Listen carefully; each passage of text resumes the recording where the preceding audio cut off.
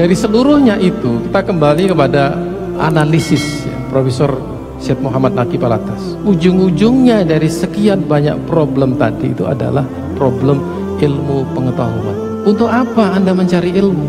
Kalau ilmu hanya untuk mencari duit, itu Anda nanti akan menggunakan ilmu itu untuk segala macam tujuan yang tidak sesuai dengan adab. Makanya akar masalah yang sedang kita hadapi ini sesungguhnya terletak pada masalah di sekitar pengertian ilmu.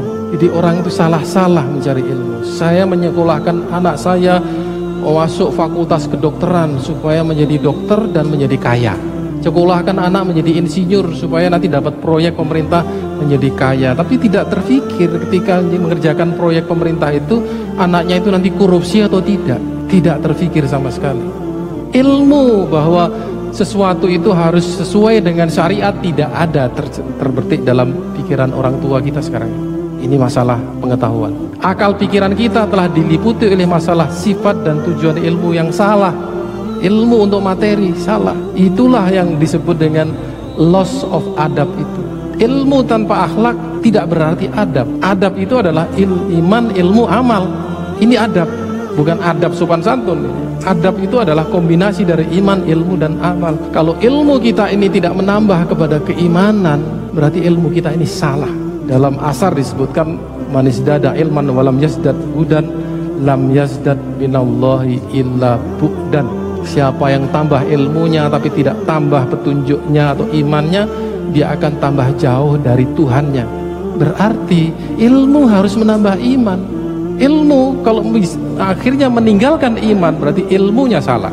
Orang Islam telah terperdaya dan secara tidak sadar menerima pengertian ilmu yang dianggap sama dengan pengertian di dalam kebudayaan barat yang materialistis. Ini yang terjadi. Jadi suap, korupsi, pelanggaran hukum, ujung-ujungnya adalah penggunaan ilmu untuk sesuatu yang tidak sesuai dengan worldview Islam. Bagaimana meningkatkan ilmu pengetahuan? Ini tidak hanya sekedar kuliah kemudian berprestasi sudah selesai. Kita sebagai umat Islam harus berpikir begini. Pendidikan harus prioritas dan harus ditujukan untuk menciptakan anak-anak yang tidak saja berprestasi tetapi juga harus berguna untuk umat.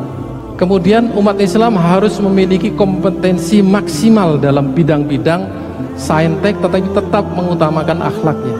Kita masih merindukan ya saintis-saintis yang berbicara ilmu pengetahuan yang dia miliki, tapi pada saat yang sama dia bisa mensitir ayat-ayat Al-Quran dengan fasihnya. Sekarang ini banyak anak-anak umur 7 tahun SD, SMP, tamat SMP hafid Quran. Paling tidak 10, 20, 15 juz. Itu sudah sejak tahun 80. Saya sedang menunggu-nunggu sekarang ini. Mestinya anak-anak itu sekarang sudah menjadi dosen-dosen di perguruan tinggi. Saya sedang menunggu dosen yang bisa memberi ceramah secara ilmiah, secara saintifik, dan pada saat yang sama dia bisa menyebut ayat-ayat kauniyah di dalam Al-Quran dengan fasihnya. Dia bisa berbicara mengenai tafsir-tafsir dari ayat-ayat itu. Ini yang kita tunggu sebenarnya. Tetap profesional dalam bidangnya, dan profesionalismenya itu tidak bisa dikalahkan orang lain. Dia the only one, ya, satu-satunya orang yang menguasai bidang itu dan tidak ada orang lain yang lebih daripada dia. Tapi dia tiba-tiba adalah seorang hafid Al-Quran. Ini yang sedang kita tunggu dan menjadi pilar peradaban Islam ya, di masa yang akan datang.